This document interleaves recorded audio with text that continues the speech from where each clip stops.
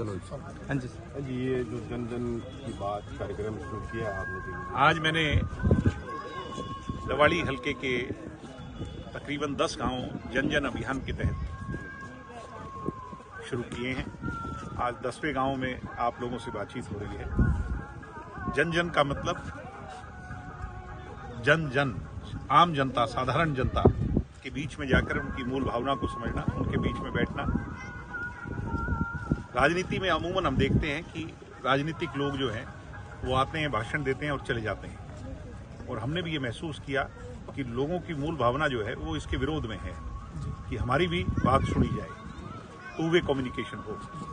तो इसलिए हमने ये नया प्रयास किया है जिसमें अगले 6 महीने में, आज हमने शुरू किया और इसको हम नवंबर में जाकर के समाप्त करेंगे, जिसमें मैं और मेरी पूरी टीम युवा जननायक जनता पार्टी की इकाई और जेजेपी के तमाम सीनियर नेतागण गांव-गांव जाएंगे। इसमें हमने निर्धारित 1100 गांव में जाने का कार्यक्रम रखा है और हर हलके में 90 हलके, सभी ब्लॉक और उसके साथ 23 जिले हरियाणा के सभी को कवर कर करके लोगों के जाकर गांव-गांव, गली-गली, घर-घर जाकर के उनसे बातचीत करेंगे। छोटे जो सहायक समूह हैं उनसे बातचीत करेंगे। स्पोर्ट्स क्लब में जैसे अभी हम खड़े हैं, इन लोगों से बातचीत करेंगे।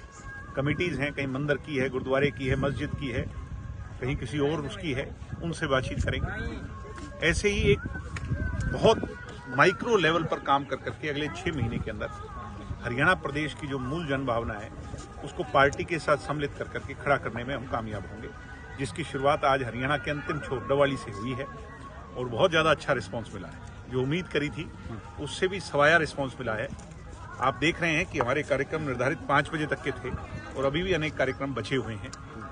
ये दिखा रहा है कि जो आज की सरकार है, बीजेपी की जो सरकार है, जन विरोधी जो उसकी नीतियां हैं, युवा विरोधी जो नीतियां हैं, उसके खिलाफ अभी से लोग लामबंद होना चाहते हैं।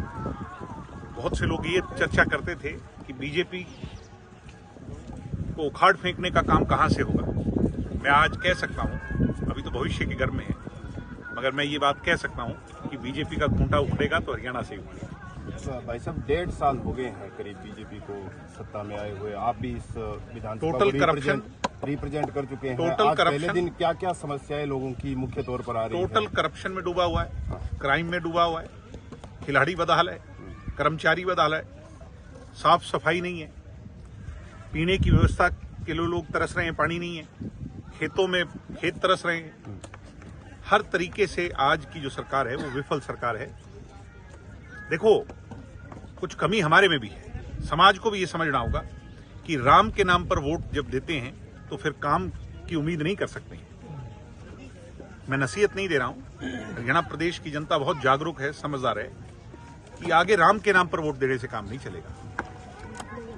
इसलिए लोग सतर्क हैं, सावधान होंगे और संगठित होकर के बदलाव लाएंगे। भाई साहब, हिसार मामले में हाईकोर्ट में उन्होंने भी संज्ञान लिया है। अब तक आप कितने सेटिस्फाई हैं उस पूरी कार्रवाई से?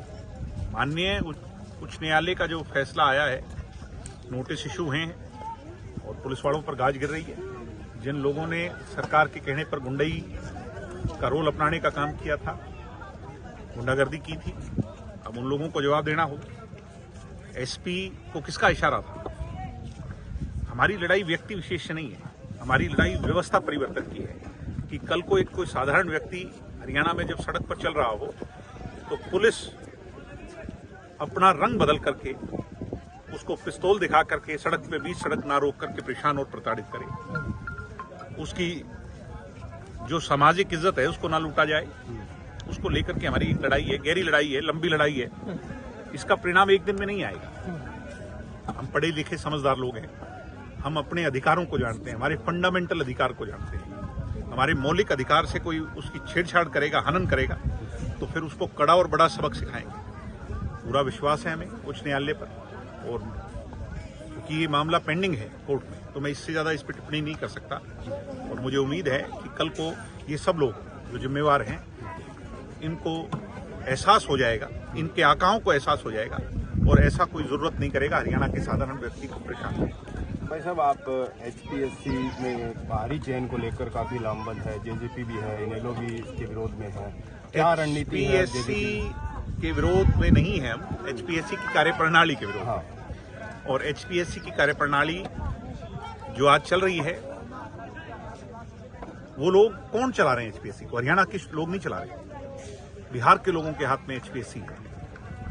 तो उनकी सोच हरियाणा को आगे ले जाने की नहीं है। और ये दिख रहा है कि जो रिजल्ट आ रहे हैं उसमें हरियाणा के बच्चों को फेल किया जा रहा है, बाहर के बच्चों को प्राथमिकताएं दी जा रही है। हरियाणा में हरियाणवी को नौकरी नहीं होगी, बाहर के आदमी को नौकरी होगी, तो कैसे काम चलेगा? ये बड़ी सोचने का और गंभीर विषय है। 35% अंक नहीं ला पाए तो आपको पास की श्रेणी में ना, यानी पद खाली रह जाए। ये बहुत गहरा षड्यंत्र हो रहा है हमारे भविष्य के साथ। मैं बार बार कह रहा हूं, गलती हमारे से हुई है।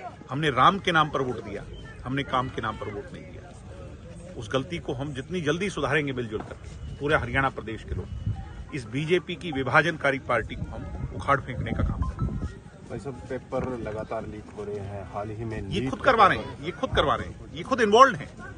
जब इसकी गहरी जांच होगी तो ये स्पष्ट हो जाएगा, ये लोग खुद इन्वॉल्व हैं। ये चाह करके ऐसा कर रहे हैं, देश के भविष्य के साथ खिलवाड़ कर रहे हैं। लीड पेपर में भाई साहब अनिल विज ने बयान दिया है कि इस्तीफा मांगने में कौन सा वजन लगता है, हमारे काबिल मंत्री हैं, कार्रवाई कर रहे हैं। ऐसा है, ये हुआ किस कारण? इतने सारे लोगों को परेशान होना पड़ रहा है, इतने सारे लोगों का भविष्य सवाल के घेरे में है, तो ये कह देना बहुत आसान है। अनिल विज जी तो बहुत समझदार व्यक्ति हैं, उनको ऐसा नहीं कहना चाहिए। अभी भाई साहब चर्चा है कि बीजेपी पूरी तरीके से सिरसा पर फोकस कर रही है। अभी मुख्यमंत्री ने पूरे सिरसा का चार्ज ले लिया। कष्ट निवारण इनका बुरा हाल यहीं से शुरू होगा। बीजेपी जो है वो झूठ की बुनियाद पर काम कर रही है। ये लोग बांटने का काम कर रहे हैं और सिरसा क्षेत्र के लोग कभी बांटने वाले पर विश्वास नहीं करते, ये जोड़ने वाले को पसंद करते हैं। चौधरी देवीलाल जी को सिरसा ने ही लाल किले तक पहुंचाया था। क्यों? क्योंकि उन्होंने जोड़ना सीखा था। ये लोग बांट रहे हैं, बहरूपिये हैं, कभी पगड़ी पहन लेते हैं, कभी उतार देते हैं। तो इन लोगों से सचेत और सावधान रहना।